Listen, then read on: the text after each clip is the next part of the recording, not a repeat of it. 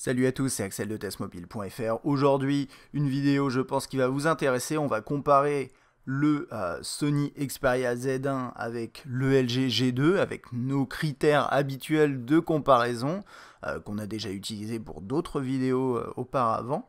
Donc pour rappel, on va commencer tout simplement par comparer ces deux appareils d'un point de vue spécification sur le papier, lequel se sort du lot, on va dire, ensuite design et ergonomie, écran, qualité de l'écran rendu à l'œil, fonction, interface, tout ce qui est lié à ce qu'on trouve dans l'appareil quand on l'utilise. Ensuite, un petit point sur la qualité du haut-parleur, parce que je sais que vous êtes nombreux à trouver ça important. Qualité photo, qualité vidéo, autonomie bien entendu, et pour terminer, performance. Ces deux appareils qui se valent vraiment, vous allez le voir déjà sur le premier point au niveau des specs, donc ça promet d'être intéressant. Allez, c'est parti. Commençons tout d'abord par les spécifications sur le papier. À gauche, le Z1, à droite, le G2. Alors, ces deux terminaux qui sont tous les deux compatibles 4G. Au niveau du design, on a un écran 5.2 pouces sur la droite, c'est du Full HD. Et à gauche, on a du 5 pouces Full HD. Au final, on est au-dessus de 5 pouces. Deux appareils avec des écrans de taille à peu près identique. Donc là-dessus, il n'y en a pas un qui ressort du lot. Au niveau de la mémoire interne, on a 16 Go à gauche. À droite, on a deux versions 16 et 32. La grosse différence ici, c'est que le Z1 possède un slot micro SD dans lequel on peut mettre une carte jusqu'à 64 Go alors que le G2 n'en possède pas une. Ça, c'est un des points, on va dire, négatif sur le G2 et plutôt positif qui va donc en faveur ici du Z1. On a 2 Go de RAM dans les deux cas. À gauche, on a un appareil photo 20,7 mégapixels, à droite 13 mégapixels. Au final, ça change pas grand chose. On a dans les deux cas beaucoup de mégapixels, beaucoup de pixels à exploiter. Sur celui-ci, on a un système de zoom sans perte et à droite, on a quand même un système de stabilisation optique qui est plutôt bon. Dans les deux cas, on a un CPU Snapdragon 800 à 2,2 ici, 2,26 là, donc niveau perf là-dessus, c'est kiff. Et on a une batterie de 3000 mAh dans les deux cas. Au final, ce qui va être intéressant de noter, on va rajouter le prix dans l'équation, c'est qu'à gauche, le point positif, c'est la possibilité de monter jusqu'à 64 Go en plus via la micro SD, qu'on n'a pas à droite et qui est quand même un point négatif. D'ailleurs, par rapport à ça, moi je vous conseille de prendre la version 32 Go si vous choisissez le G2, ce qui induit un surplus au niveau du prix. Mais malgré tout, côté prix, le G2 est à 550 € en version 32 Go, le Z1 dans cette édition 16 Go est à 600 €. Donc quand même là-dessus, il y a un petit déséquilibre côté prix, c'est 50 € en moins pour le G2 en version 32. On peut dire que Sony se fait entre guillemets un peu plaisir, même si bon, c'est un terminal qui vaut son prix. Et à droite, on a aussi l'appareil photo avec OIS, avec le système de stabilisation optique. Des points positifs et négatifs dans les deux cas, moyennant quoi ces deux appareils qui ont des spécifications qui se valent vraiment. Donc là-dessus, on va pas dire qu'il y en a un qui sort du lot, tout va dépendre de vos besoins et comme vous allez le voir, en conclusion de cette vidéo de comparaison, ça se joue beaucoup sur vos besoins comme d'habitude et même pour les tests, c'est la même chose. Parlons maintenant design et ergonomie, c'est très important sur ces appareils qui ont des écrans de plus de 5 pouces, même 4.5 pouces au-dessus de cette taille-là, ça commence à devenir très important. Alors, sur le Z1, qu'est-ce qu'on a? On a un design qui est basé, on va dire, sur le Z, qui reprend voilà, ce chemin-là emprunté par Sony et qui nous plaît beaucoup d'ailleurs. Et donc, on a une plaque à l'avant en verre, des contours ici en aluminium qui font tout le tour, une plaque à l'arrière en verre également. Tout ça, c'est très réussi. On a un bouton ici qui est bien placé, un bouton dédié pour l'appareil photo. Seul petit problème, on a, vu qu'il y a la certification IP58, hein, ça c'est un des gros points positifs sur cet appareil quand même, c'est le côté waterproof, hein, tout simplement, qu'on n'a pas sur le G2. Mais on a aussi des caches qui gâchent un tout petit peu l'ergonomie, même si c'est mieux que sur le Z. À droite, en fait, on a un écran 5.2 pouces qui est plus grand, mais un design qui est plus compact. Et ça, c'est important de le noter. C'est-à-dire que, hop, voilà, quand on le met tous les deux de cette façon-là, on voit bien que le Z1 est un peu plus haut, il est même un petit peu plus large. Ce qui fait que quand vous le prenez en main, malgré le fait que l'écran soit plus grand, on a vraiment une meilleure sensation quand on le manipule.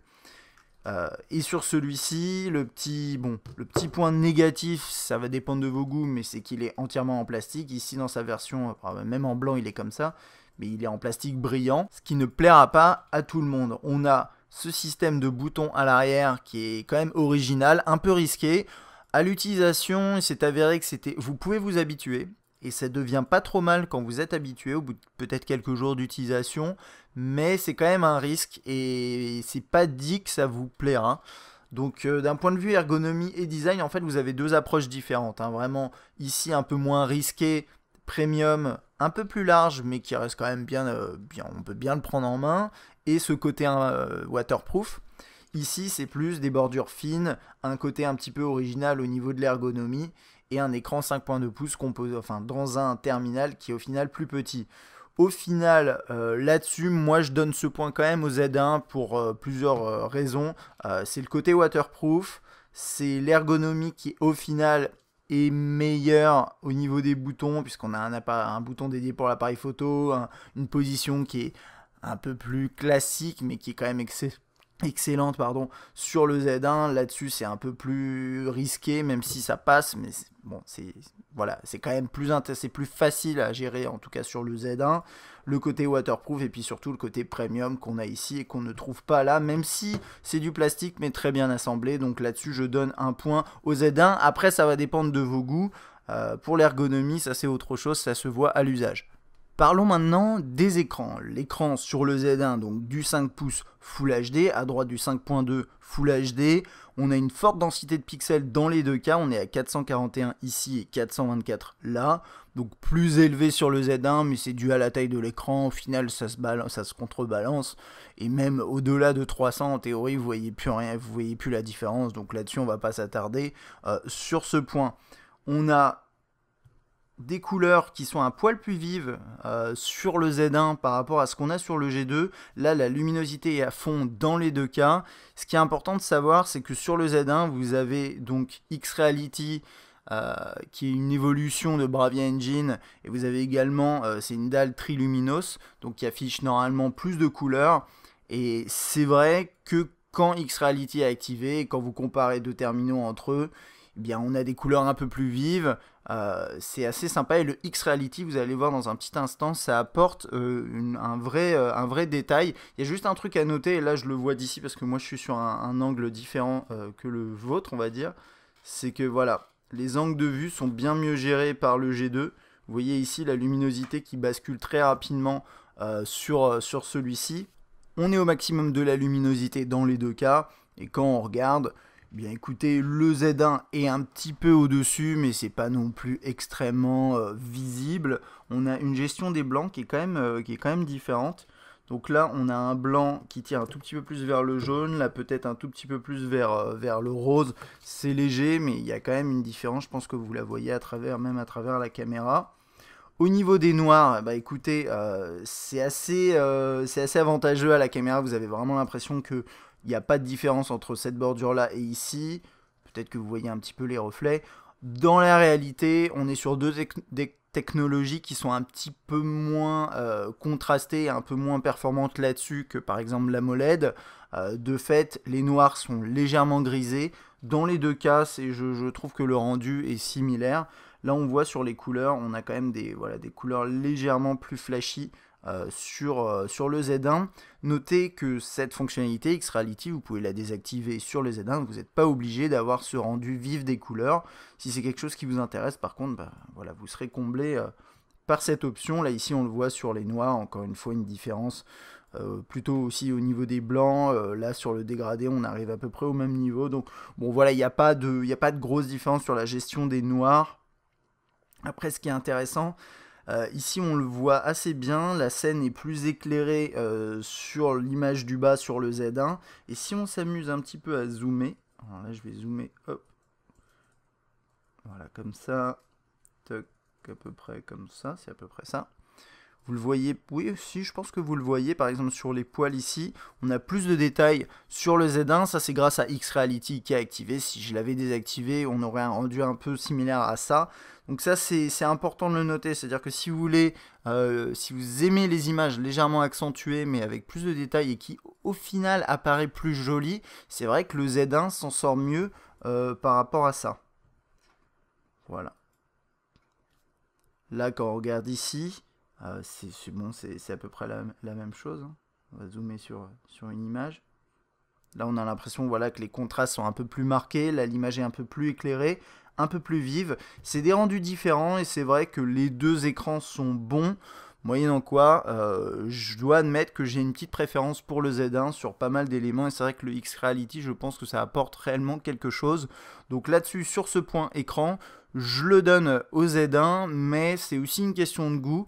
Après, encore une fois, les deux écrans sont excellents, mais pour le coup, je pense que le Z1 est un tout petit peu au-dessus.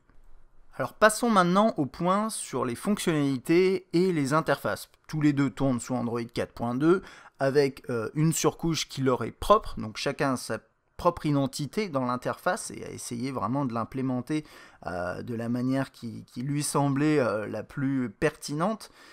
Sur le Z1, on a une surcouche qui a pas mal évolué au fil du temps, qui est devenue mature maintenant et qui est globalement, vous allez le voir, plus esthétique, je trouve, que celle sur le G2. Attention, là-dessus, c'est aussi un point qui dépend de vos goûts. Maintenant, c'est vrai que voilà, sur le Z1, c'est un petit peu plus joli, mais on retrouve au final, quand on s'amuse à regarder dans les applications, on retrouve les mêmes fonctionnalités.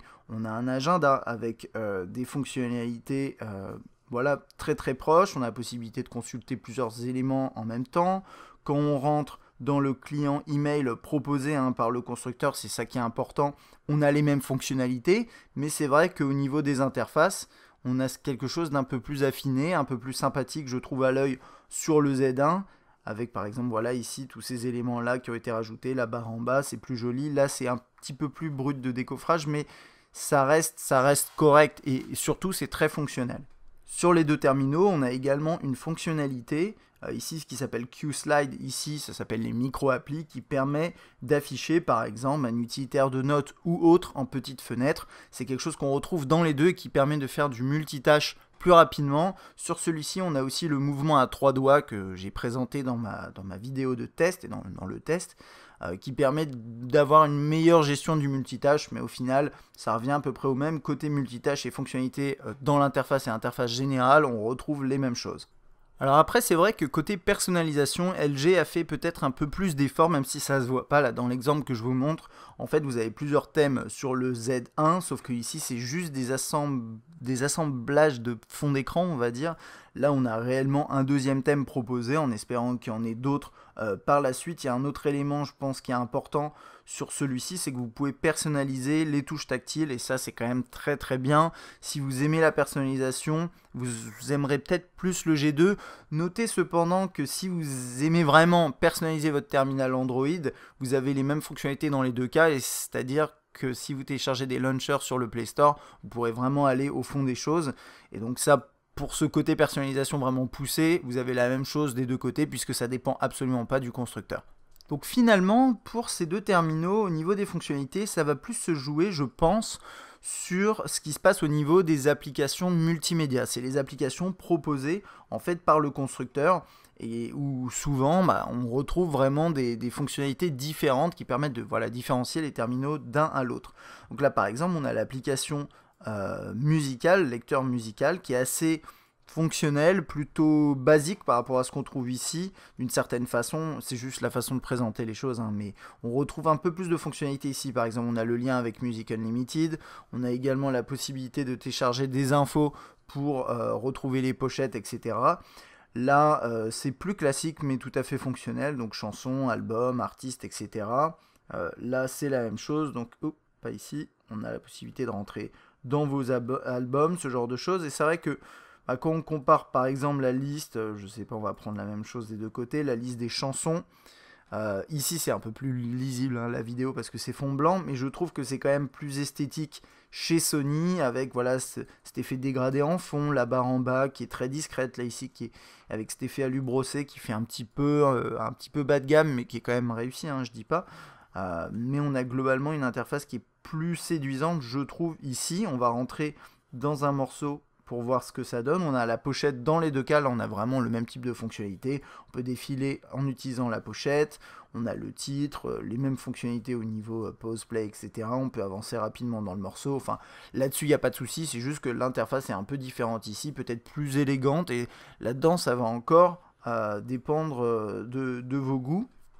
Au niveau de la fonction album, galerie. On a deux interfaces vraiment différentes avec des fonctionnalités qui se recoupent, hein. Donc là par exemple on a accès à Picasa, là on peut aussi accéder à Picasa. Vous avez en plus la synchronisation avec Facebook ici et la possibilité de stocker sur Play Memories. Ici on a plus un partenariat avec Dropbox. Bon, on retrouve à peu près les mêmes fonctions. Vous pouvez zoomer, dézoomer pour afficher différemment vos albums. Ici c'est un peu plus fluide sur ce truc là. Puis quand vous rentrez dans une image, bah, vous avez au final les mêmes fonctionnalités, hein, le DLNA, le partage, la suppression, ce genre de choses. Mais c'est vrai qu'encore une fois, et ça c'est logique, hein, c'est une question de surcouche. La surcouche chez Sony est un petit peu plus, je trouve, séduisante, un peu plus affinée, avec ses petits effets de transparence, ce genre de truc, qu'ici où vraiment c'est un peu plus carré, enfin c'est pas plus carré, mais c'est juste voilà, les petits effets d'ombre, ce genre de choses. C'est encore une fois, et je vais pas arrêter de le dire, mais ça dépend de vos goûts, mais personnellement je trouve que chez Sony c'est un peu plus joli. Et on va finir juste ça par l'application qui permet d'accéder en fait aux vidéos, donc qui est ici. Donc là, vous avez votre collection qui s'affiche. Vous avez la possibilité d'aller chercher des informations avec Grace Note qui est dans les paramètres pour pouvoir ensuite alimenter un peu les contenus. Là, ici, vous avez un lien avec Vidéo Unlimited, un petit aperçu de la vidéo, de la dernière vidéo, je pense, visionnée. Voilà, c'est ça. Le lecteur vidéo, bon, bah, est bien, hein, il est fonctionnel. Là ici c'est encore une fois un peu plus fonctionnel et moins esthétique, mais vous avez quand même pas mal de choses, le DLNA, l'accès à vos propres vidéos, différents tris ici, différents modes d'affichage. Au niveau de la lecture, tout ce qui est codec, il n'y a pas de souci, c'est à peu près la même chose des deux côtés. Là vous avez la petite fonctionnalité qui ressemble à... Non, pas celle-là, pardon. Petite fonctionnalité ici, c'est Q-Slide, ça ressemble à Pop-Up Play. Donc ça c'est un petit truc en plus qu'on a ici par rapport à là. Encore une fois, l'interface est un tout petit peu plus séduisante ici sur le Z1. Dans tous les cas, les interfaces sont cohérentes et c'est ça qui est important, c'est que ce soit sur le G2 ou le Z1, ça fait un tout. Tout est cohérent, tout fonctionne bien ensemble et c'est quelque chose qui est nouveau, hein, que ce soit chez Sony ou LG. On n'a pas toujours eu cette cohérence dans l'interface, c'est quand même une bonne chose. Au final, il n'y a pas beaucoup de fonctionnalités en plus chez l'un ou chez l'autre, hein. Sur le G2, on a le Quick Remote qui dépend du port infrarouge. On l'a pas sur le Z1, bon, c'est des petits trucs comme ça. Et puis après, c'est des fonctionnalités dans l'interface, dans les paramètres, mais il n'y a pas grand-chose de différenciant au final. Moi, ce point, je le donnerai au Z1 dans la mesure où je trouve que l'interface est plus esthétique. Et j'ai juste oublié un dernier point qui est ultra important. C'est également le clavier de base qui fonctionne mieux sur le Z1 dans cet état là que sur le G2. Il y a un petit truc qui est assez flagrant, c'est tout simplement les propositions qui s'affichent en anticipation de ce que vous tapez. Donc par exemple si je tape jeu, bah là je vais pas avoir de proposition et là voilà je peux commencer à utiliser ça. Donc ça c'est pas mal et puis globalement à l'utilisation moi j'ai constaté que le clavier du Z1 fonctionnait quand même beaucoup mieux que celui du G2, moyennant quoi vous pourrez bien sûr le remplacer par un SwiftKey, un swipe ou autre, mais c'est vrai que dès la sortie de la boîte, le Z1 s'en sort mieux niveau saisie de texte, donc au final, je donne ce point fonctionnalité et interface au Z1. C'est pas fini, on continue cette fois avec le haut-parleur, la qualité du haut-parleur. Vous êtes nombreux à chaque fois à nous demander quel est le terminal qui a le meilleur haut-parleur. Et ben écoutez, entre le Z1 et le G2, c'est assez flagrant. Je vais donner ce point directement au G2. Si vous avez regardé les tests, vous savez pourquoi. Le G2 a un haut-parleur qui n'est pas très puissant, mais qui propose une qualité plutôt bonne. Ça va être un petit peu difficile.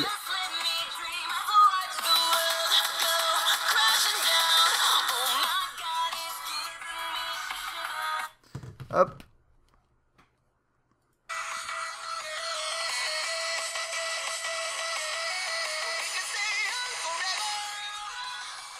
Dans les deux cas, on a des haut-parleurs qui sont pas très puissants. Et bon, c'est comme ça. Et on aurait peut-être aimé un petit peu plus de volume, mais la qualité à l'écoute du haut-parleur est bien meilleure sur le G2. On a plus d'amplitude vraiment dans le son, on sent les percussions beaucoup plus, il y a plus de profondeur, vraiment c'est beaucoup plus agréable à écouter. Ici ça crache un petit peu, c'est pas du tout agréable, donc là-dessus c'est vraiment simple, le point revient au G2. Parlons maintenant photo et vidéo, et essentiellement qualité photo et vidéo, juste avant de passer à ce point-là, je voulais simplement vous montrer dans les deux cas les interfaces. Moi je pense qu'elles se valent à peu près l'une comme l'autre, c'est-à-dire que voilà, sur le G2, on a un mode également auto-intelligence qui permet d'optimiser le mode choisi en fonction de la scène détectée. Là on l'a ici aussi, dans les deux cas ça marche plutôt bien. On a peut-être des fonctionnalités un peu plus fun, on va dire, sur le Z1, avec ici réalité augmentée, on a motion graph, on a social live, on a InfoEye. Ici on peut rajouter des applications dans cette interface, donc c'est plutôt sympa. Mais ici on a quand même pas mal de modes, dont voilà, 2 modes de panorama, le double appareil photo, 2 modes aussi pour la prise en rafale, un mode de nuit qui est plutôt bon, la possibilité de supprimer des éléments à l'écran après avoir capturé une photo. Enfin voilà, il n'y en a pas un des deux, je trouve, qui se distingue, c'est en fonction de vos envies. C'est vrai que là sur le Z1 on a cette possibilité d'étendre les fonctionnalités via des applications. Là on a de base pas mal de choses qui sont incluses. Donc c'est plutôt sympa, et puis après au niveau des paramètres, il n'y a pas grand chose qui change. On a le Steady Shot ici qui est logiciel, et là ici bien sûr on a la stabilisation optique.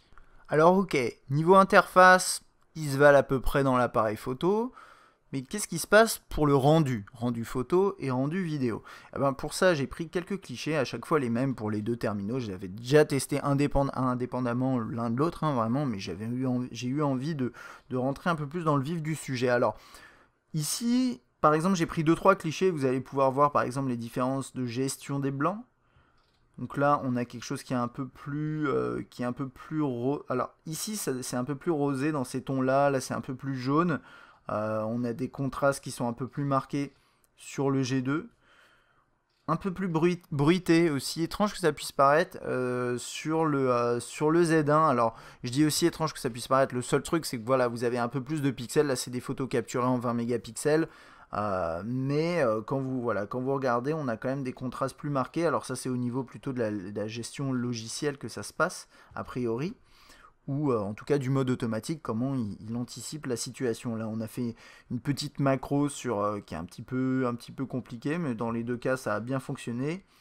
Et là ici aussi on a plus de contraste là, mais dans les deux cas la photo est réussie, il n'y a pas de souci. Au niveau des couleurs là-dessus, c'est assez intéressant de noter que les couleurs sont plus justes ici. Là, la petite teinte que vous voyez légèrement rosée, c'est effectivement ce qu'on voit à l'œil dans cet endroit-là. Et là ici, le G2 a décidé d'un petit peu enlever cet aspect-là. Voilà, on le voit, on le confirme également ici. Là vous voyez, on a cette teinte ici orangé qu'on retrouve pas forcément ici. Et si on s'amuse à zoomer un peu dans les détails, voilà. Là on a une scène beaucoup plus éclairée sur le Z1, mais un peu bruitée. Ici également un peu bruité, mais bon voilà, c'est ici, bon, il n'y a pas grand chose à dire. Le seul truc c'est que je trouve quand même que niveau ambiance, même si les couleurs sont plus fiables ici, là on voit que l'image est très très claire, et dans les faits c'est pas du tout comme ça, ça ressemblait plus à ça. Donc bon, l'ambiance n'est pas forcément bien retranscrite retransmise on va dire plutôt par le Z1, même si les couleurs sont justes. On va regarder rapidement, on va finir sur les photos et après on va passer sur la vidéo. Donc là ici une photo réalisée avec d'excellentes conditions de lumière, c'est du studio photo. Voilà, hop. On peut zoomer là-dessus. Voilà. Donc là, on voit qu'au niveau du rendu, c'est peut-être un petit peu difficile de le voir comme ça à la caméra, mais il y a c'est légèrement bruité, on a des contours légèrement accentués. Là, c'est bruité également, mais un peu moins. Il doit y avoir un algorithme qui s'occupe de ça, qui est peut-être un petit peu plus performant, en tout cas sur le G2 ici. Si on zoome un petit peu sur d'autres zones, alors vous voyez que là, au niveau de la gestion des couleurs, les deux ont fait un boulot complètement différent. Là, on est beaucoup plus éclairé. Là, on l'est moins. Du coup, je trouve qu'au niveau des contrastes, comme ils sont plus marqués ici, on a plus de détails. Vous voyez, par exemple, les détails ici, là, on les perd un petit peu. Donc, c'est important de le noter. Hop, voilà. Ensuite, ça, c'est une macro qui a été faite le plus près possible en ayant la meilleure finesse au niveau de l'image. Donc là, on le voit, par exemple, ici, au niveau du sourcil de l'oiseau. Bon, ça change pas grand chose ici, les couleurs sont un peu plus vives ici. N'oubliez pas qu'il y a le X-Reality qui est activé. Hop, les poils là sur le côté. Encore une fois, ici le X-Reality aide un petit peu, mais vous avez quand même suffisamment de détails. Ce qui fait la différence sur ces deux clichés, finalement, ça va être la gestion de la lumière, la gestion des couleurs. Là, c'est beaucoup plus réaliste. C'est vraiment ces couleurs-là que j'avais sous les yeux, avec ce niveau de détail, ce niveau de contraste. Là, ici, c'est beaucoup plus éclairé. Peut-être l'appareil a souhaité vraiment surexposer un peu la scène. Et donc, ça sort un petit peu de ce que j'ai vu, quoi. Toc, là, on éteint la lumière ambiante pour essayer d'avoir quelque chose de plus... Enfin, on éteint la lumière du studio pour avoir une lumière ambiante, mais plus faible. Donc forcément, ça bruite plus rapidement sur ces clichés. Et puis là, on voit ici quand même, on a pas mal de bruit, voilà, sur le Z1 qui, globalement, d'après ce que j'ai constaté, s'en sort pas si bien que ça de nuit. Notez toutefois que sur le Z1, il y a une mise à jour qui est prévue, qui devrait arriver courant novembre et qui devrait permettre d'avoir une image un peu plus fine. Mais d'après les premiers retours, ça change pas forcément grand chose dans les faits. Donc ça, on le verra lors de la vérification de cette mise à jour. En tout cas, dans l'état, c'est vrai que la finesse d'image est un peu plus est meilleure finalement sur le G2. Là, pareil, encore une fois, on perd des ombres, on perd des détails sur le Z1, c'est un petit peu dommage, même si, quand même, la photo est réussie. Alors, côté photo, moi, ce que j'ai trouvé, c'est que les deux sont excellents, mais j'ai ma petite préférence pour le G2 qui arrive mieux à capturer l'ambiance et qui arrive à quand même, mine de rien, nous proposer des clichés qui sont souvent réussis, et même de nuit. Là, j'en ai pas de clichés de nuit, mais je vous les avais montrés lors des tests respectifs, et c'est vrai que le G2 s'en sort mieux de nuit. Donc sur la photo, moi je donnerais ce point-là au G2, même si au final les deux sont bons. Il y a un truc à savoir, c'est que le Z1 permet de capturer des photos plus rapidement. Il y a le bouton ici et l'interface est plus rapide. Pour prendre des photos, ça va beaucoup plus vite que celui-là. Celui-là prend un peu plus de temps à faire la mise au point, c'est un petit peu dommage. Et donc là, hop, on va regarder une petite vidéo. Je vais enlever, voilà, ça c'est au niveau de la stabilisation. Donc là, je suis en train de trembler. Voilà, donc là vous voyez la stabilisation qui se fait. C'était plus vers la fin que c'était intéressant. C'est vraiment le même mouvement que sur le Z1 là ici. Voilà. Donc là on voit voilà, sur la fin là j'ai un mouvement qui est un peu plus marqué. Mais sur le milieu, c'est à peu près ça. Alors, ce qui est assez étonnant, c'est que malgré le fait que le G2 soit en optique, et lui c'est vraiment du logiciel, je trouve qu'on a un rendu qui est pas mauvais dans les deux cas. Alors là c'est de jour, c'est un peu particulier. De nuit, vous l'avez vu peut-être dans ma vidéo de comparaison des stabilisations, l'image commence à bruiter un peu plus, il y a un effet de flou de mouvement qui est pas très agréable. Mais je trouve qu'au final les deux se valent pas mal. Donc là, c'est un mouvement léger, voilà, ça équivaut à peu près à celui qu'on a ici, voilà. Et c'est juste une vision différente des choses. En fait, sur le Z1, vous voyez que l'image est un peu plus zoomée pour justement faire cette stabilisation logicielle. Là, ici, c'est vraiment de l'optique. Dans les deux cas, il n'y a pas trop de déformation de l'image, contrairement à ce qu'on peut voir sur le 1020 ou voilà, sur les terminaux Lumia équipés. Moi, je dirais que là-dessus, les deux se valent, malgré le fait que celui-là soit en optique. Et d'ailleurs, le fait que lui soit en optique, ça peut aider, ça doit aider d'ailleurs sur les photos. Alors, en vidéo, il y a un autre truc à noter avant de conclure là-dessus, c'est que le son, il y a un tout petit peu meilleur sur le G2 parce que celui-ci sature rapidement à partir d'un certain volume. Voilà, c'est juste à noter. Au final, on a deux terminaux qui sont très bons en photo comme en vidéo, vous l'avez vu dans tous mes exemples. Le seul truc, c'est que le G2, je trouve, retranscrit mieux les ambiances, a son système de stabilisation qui a l'air de bien fonctionner, le son est peut-être un peu meilleur, le Z1 reste excellent, va plus vite pour capturer les photos, vous avez plein de fonctionnalités et vous arriverez à sortir des clichés excellents et en plus qui rentrent très très bien sur l'écran du terminal. Mais au final, moi j'ai une toute petite préférence pour le G2 là-dessus, donc ce point revient au G2. Passons maintenant à l'autonomie avant de terminer par les performances. On a deux batteries de 3000 mAh dans les deux cas. Donc ce qui compte après, c'est l'optimisation logicielle avec le hardware, c'est les différents modes proposés. Et d'après ce que j'ai constaté, le Z1 était quand même moins autonome que le G2. Sur notre test classique, le Z1 a terminé à 38% et celui-ci à 50%. Et je trouve que voilà, la perte est beaucoup plus marquée sur le Z1. Donc regardez pas les courbes là, elles sont pas représentatives. Mais là, il perd beaucoup plus rapidement d'autonomie en toutes circonstances. Alors que le G2, ça va être surtout dès que le CPU, dès que le chipset est utilisé à fond, il va perdre un peu plus rapidement. Donc sur un usage, on va dire, modéré de smartphone, vous aurez largement une meilleure... Vous aurez une meilleure autonomie sur le G2, c'est sûr. Vous aurez votre grosse journée sans souci, même si vous jouez et faites un peu de GPS éventuellement dans la journée de temps en temps.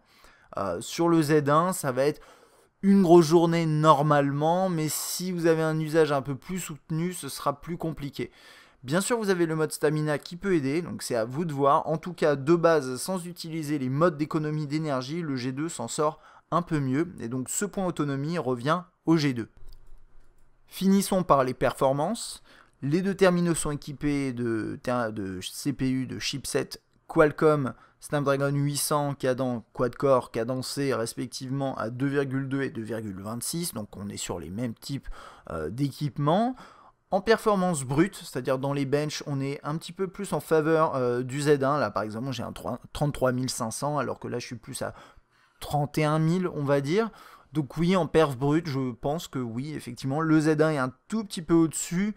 Cela étant dit, ce qui est important, c'est de le voir, c'est voir les performances dans l'interface, c'est voir les performances en jeu et sur le web. Et dans les deux cas, l'expérience est vraiment excellente. Il n'y a rien à redire là-dessus. Et c'est pour ça que là, sur ce point performance, moi je dirais que voilà, sur 3000 points, ça ne change pas grand-chose, même 2000 points. Ou bon là plutôt 3000, je dirais que les deux se valent vraiment. Si vous achetez que ce soit le Z1 ou le G2, vous êtes garanti d'avoir d'excellentes performances dans l'interface et en jeu pendant les mois à venir, les années à venir, pendant au moins 1 à 2 ans, sans souci. Donc les deux sont d'excellents smartphones au niveau des perfs, donc il n'y a pas vraiment de gagnant sur cet élément-là. Alors je pense que vous l'avez compris et vous allez peut-être me dire que ça arrive très souvent dans mes comparatifs, qu'on arrive en fait à un résultat qui est égal, mais ce qu'il faut comprendre c'est que ces deux terminaux de haut de gamme qui sont excellents l'un comme l'autre et de fait chacun a ses points positifs, ses points négatifs. Il y a de moins en moins d'éléments vraiment bloquants je pense, mais au final ils se valent si on regarde le total des points. Maintenant, chaque appareil va être plus adapté à tel ou tel besoin. Et du coup, je vais vous résumer un petit peu ça. Sur le Z1, on a plus le design premium avec la double couche en verre, on a l'aluminium, on a la résistance à l'eau qui est hyper importante. Et si ce point-là vraiment vous séduit, n'hésitez pas à basculer sur le Z1. Au final, comme je vous ai dit, c'est deux terminaux qui se valent. Donc ce côté waterproof qui est très sympa. Si vous aimez aussi avoir des interfaces un tout petit peu plus esthétiques, si ça vous parle plus, le Z1 sera plus pour vous. Également, on a un écran qui est un tout petit peu mieux que sur le G2. Les deux sont très très bons, hein. D'autant plus qu'ici, avec la bordure fine, je trouve que ça donne vraiment l'impression qu'on a un écran dans la main. C'est très agréable. Mais ici, je trouvais que l'écran était un poil meilleur. Donc voilà, si ça vous parle, ce sera plutôt le Z1. Le point qui va être important en fait ici, c'est la mémoire. Sur le Z1, on a 16 Go de mémoire interne, en fait plutôt 11 disponibles pour l'utilisateur. Sur le G2, on est à 16, mais plutôt 10. J'ai déjà eu des problèmes de mémoire sur celui-ci et j'étais un peu bloqué. Sur celui-ci, aussi j'ai eu des problèmes de mémoire, hein, mais j'ai pu transférer en fait mes données automatiquement. Il y a un système intégré vers la micro SD 64 Go que j'ai inséré. De fait, il y a quand même un gros avantage mémoire sur le Z1. Si vous avez des besoins en mémoire, c'est c'est important de basculer sur le Z1. À part si vous avez les moyens de prendre un G2 en 32 Go, mais bien sûr, faut compter un budget supplémentaire, moyennant quoi, ce qui est intéressant là-dedans, en fait, comme je le disais au début, c'est qu'on est à 600 € ici en 16 Go et qu'on est à 550 ici en 32 Go. Donc côté prix, il y a quand même un léger avantage pour le G2. Et puis après, ça va être plus photo-vidéo. Alors photo-vidéo, c'est vraiment enfin, ils se valent quasiment. C'est juste que moi j'ai ma petite préférence pour le G2, mais honnêtement ils se valent. Si vous cherchez aujourd'hui un bon photophone, dans les deux cas vous tomberez dans le mille, il n'y a pas de souci. C'est juste que effectivement moi si aujourd'hui j'avais ces deux terminaux et je devais en choisir un pour prendre mes photos. Par exemple en voyage, je prendrais plutôt le G2. Pour les vidéos, pareil également, même si le Z1 s'en sort très très bien.